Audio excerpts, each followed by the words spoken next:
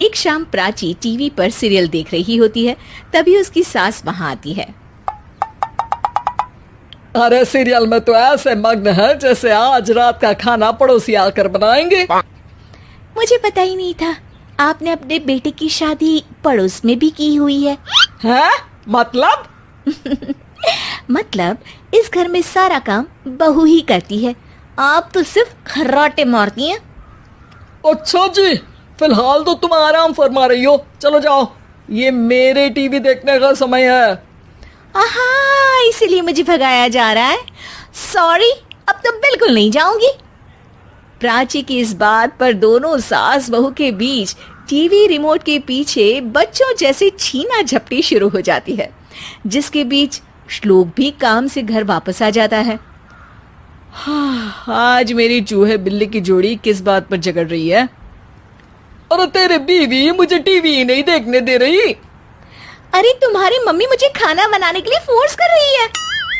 अरे वाह, ऐसे बेतुके रीजन पर तो बच्चे भी झगड़ा नहीं करते। अरे मुझे कुछ मत बोल, सब इसने ही शुरू किया है। हाँ हाँ, जैसे आप तो बहुत दूध की धूली है ना। अरे बस, दोनों चुप। प्राची जाओ, खाने की तैयारी करो। और माँ तुम छोड़ो, तुम्हें क्या बोलूं, शांति से अपना सीरियल देखो, मुझे दोबारा लड़ने की आवाज सुनाई नहीं देनी चाहिए। ऐसा बोलकर श्लोक वहां से चला जाता है, जिसके पीछे पीछे प्राची भी कुछ न कुछ बड़बड़ाते हुए रसोई में चली जाती है। हाँ हाँ, सासू जी को तो कुछ बोलेंगे ही नहीं, बस मुझ पर ही हुक्म चलता है, खाना बनाओ, जैसे मैं इनके घर में खाना बनाने के लिए आई हूँ। इसी तरह शाम बीतती है और रात को श्लोक और प्राची की सास खाना खाकर सोने चले जाते हैं, लेकिन प्राची गुस्से में कुछ खाए बिना काम में ही लगी रहती है। इस घर में किसी को घंटा फिक्र नहीं पड़ता, मैं खाऊं या भूखी रहूं। प्राची कुछ देर के लिए रसोई से बाहर जाती है और जैसे ही वापस आती है तो वहां दूध का भरा ग्लास देखकर हैरान रह जाती है। फिक्र पूरी है, बस दिखाना नहीं है। प्राची दूध पीकर सोने चली जाती है और अगली सुबह एक बार फिर सास बहू का कार्टून नेटवर्क स्टार्ट हो जाता है। ये तुमने ही किया है।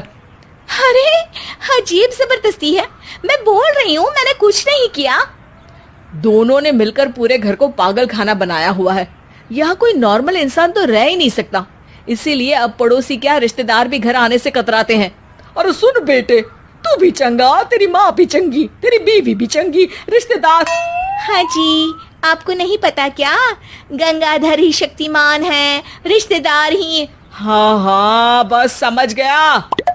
कभी जानवरों जैसे लड़ेंगी तो कभी जुगलबंदी करेंगी। भाई मैं आप दोनों के बीच में नहीं फंसना चाहता। सास बहू की इस मनमौजी जोड़ी से परेशान होकर श्लोक अपना सिर खुजलाता वहां से चला जाता है।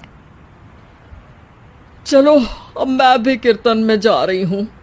इस पर जैसे ही सास कमरे में अपना पर्स लेने जाती है तो वहां नाश्ते की प्लेट रखी देख मुस्कुराने लगती है और नाश्ता करके घर से बाहर निकलते हुए कुछ पैसे टेबल पर रख जाती है, जिसके कुछ देर बाद सिलेंडर वाला घर आता है। ओ मुरी मैया, मैं सिलेंडर के बारे में तो बिल्कुल भूल ही गई थी। घर खर्च के सारे पैसे भी मम्मी के पास है और श्लोक से बोला तो उल्टा 4 बात सुनाएंगे। प्राची ये सोच ही रही होती है कि अचानक उसका चेहरा चमक उठता है और वो घर में आकर इधर उधर देखने लगती है। तभी उसकी नजर टेबल पर रखे पैसों पर पड़ती है, जिन्हें वो सिलेंडर वाले को दे देती है। ये सब श्लोक देख लेता है। अच्छा बेटे, इतना बड़ा घोटाला, सबके सामने मैं तेरी दुश्मन और पीठ पीछे तेरी मेरी यारी।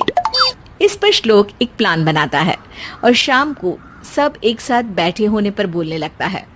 माँ, तुम दोनों की बहुत लड़ाई होती है, इसलिए मैं सोच रहा हूँ कि प्राची को उसके घर छोड़ाऊं, इससे वो भी खुश रहेगी और तुम भी। अचानक श्लोक की ये बात सुनकर सास बहू शौक से उसकी तरफ देखती हैं।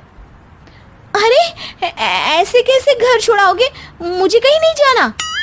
अरे तुमने बोला नहीं पर मैंने सुन लिया, तुम्हें मम्मी के साथ रहना अच्छा नहीं लगता, मुझे पता है। अरे वो अरे, जब बहू खुद कुछ काम बोले तो वो तुझे सुनता नहीं, और अब जो इसने बोला ही नहीं वो तू समझ गया। जब उसे नहीं जाना तो फिर जबरदस्ती क्यों कर रहा है? अच्छा, फिर आपको मौसी के घर छोड़ाता हूँ, बस अब आप दोनों एक घर में एक छत के नीचे नहीं रह सकती। मैं इस टॉम एंड जेरी की जोड़ी को और नहीं झेल सकता। है? ऐसे कैसे नहीं रह सकते? तुम्हें इतनी दिक्कत है तो तुम्हारा बोरिया बिस्तर पैक कर देती हूँ, लेकिन मम्मी जी कहीं नहीं जाएंगी। बिल्कुल यही सुनना था मुझे। अगर दोनों में इतना ही प्यार है फिर हर वक्त ये लड़ाई का नाटक क्यों करती हो? देखा मैंने कैसे माँ किचन में दूध रखती है और तुम उनके लिए कमरे में नाश्ता रखती हो, और कैसे वो पहले ही तुम्हारी दिक्कत समझकर घर में पैसे रखकर बाहर जाती है। अरे भाई, इतना ड्रामा तो डेली सोप में भी नहीं होता जितना तुम दोनों ने इस घर में फैलाया हुआ है। तू हमें टॉम एंड जेरी बोलता है ना, तो याद कर वो दोनों भी एक दूसरे को बाहर वालों की बुरी नजर से बचाने के लिए हमेशा सबके सामने लड़ते थे, लेकिन अकेले में दिक्कत के समय मदद भी तो करते थे। बस हमारा रिश्ता भी कुछ ऐसा ही है। और वैसे भी अगर सास बहू में तू मैं नहीं होती तो दुनिया वालों को कहानियां कैसे मिलेंगी?